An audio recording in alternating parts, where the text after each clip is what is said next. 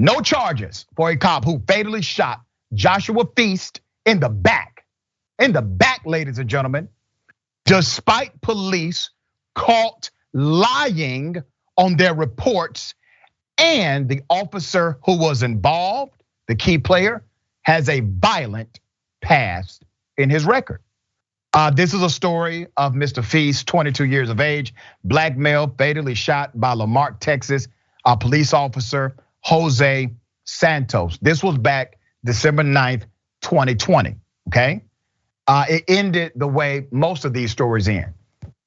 Cop commits an insane act against a citizen and is then justified, exonerated, not held accountable.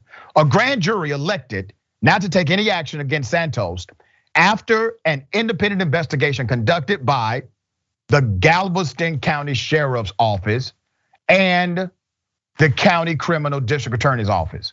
What? Yeah, them. They're buddies. Feast was a person of interest in an ongoing investigation into recent shootings in the city of Marque. And according to police, he had 2 outstanding felony warrants, including felony possession of a firearm and felony evading arrest. Now let me pause there because people will use that to justify being shot in the back. I don't give a damn what he is suspected of. I do not care that he was under investigation. I don't. You see, due process is due process for this very reason. Because cops cannot be investigator, accuser, and then the one who carries out the extermination of the life. No, because that eliminates due process. And amazingly, it's people that say they believe in the Constitution are the ones who will say this guy got what he deserved, even though clearly he should be alive. Everybody that deserves to meet a judge does not deserve to meet a maker, okay? That's how this should work. Due process should absolutely be applied to everybody. All right, but the camera footage released about 2 weeks after the shooting proved major contradictions between what happened and what was in writing by the police, okay? Let's go to the video. Here it is.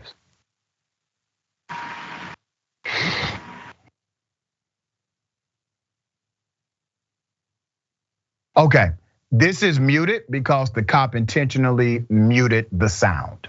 Just so you know in the beginning. 1,000 block of Purtle, 1,000 block of Purtle, send me units now. Show me your hands, show me your hands, show me your hands. Help me. 41, we're in front of 1010 Purtle. Stage medics. First unit to get here, I need you to recover the gun. He dropped it just outside of Dodge Charger.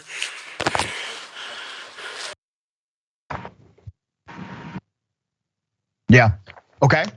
Officials claim that Feast not only pointed a gun at police, but that he actually fired at them before he was shot in the back. But nothing in the video indicates that ever happened. Investigators also said Santos identified himself to Feast and observed that he saw the gun he was allegedly holding before firing at him. But that can't be heard in the video for reasons the city officials explained, saying the first 30 seconds of the video have no sound because when Axon cameras are turned on, the system goes into buffering mode for 30 seconds, which is bull. Let's put up a picture of this young man who was shot in the back by those who are sworn to protect and serve. Now let's put up a picture of Officer Jose Santos being awarded honored distinction. Civil rights attorney Ben Crump, who was representing the Feast family, pointed to Santos' violent past and wondered why he was even still allowed to be a police officer.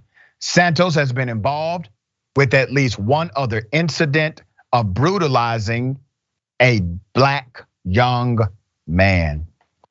As it goes, most of these cats that end up making the media They already have a history, a background. Ben, your thoughts? Yeah, I mean, like, it's hard to disconnect this from the person that was actually killed, because whenever police officers kill somebody in the United States, there's always this trial of the person who lost their life. And it's always this like, oh, well, do they have a warrant? Do they have this, that, or the other thing? I mean, the story we covered earlier, it literally, they killed a child who was like saintly. I mean, to use that term, like, pretty much saintly in nature. And that's probably what led to those charges eventually happening, right? It's just the sort of spotless record of the person. And so what is undoubtedly happening is there's probably some sort of conversation between like the DA and the police officers, basically saying, oh, is this life worth somebody's career? And they literally are just arguing about what your life is worth. And like, anybody that's killed by a police officer is under the law by definition innocent, because you're innocent until a judge and a jury finds you guilty, right? So I don't care about warrants or anything like that. Except for the people who are making decisions about what counts as justified killing of a random person. They care, and that's what they're weighing, and it's just unbelievable.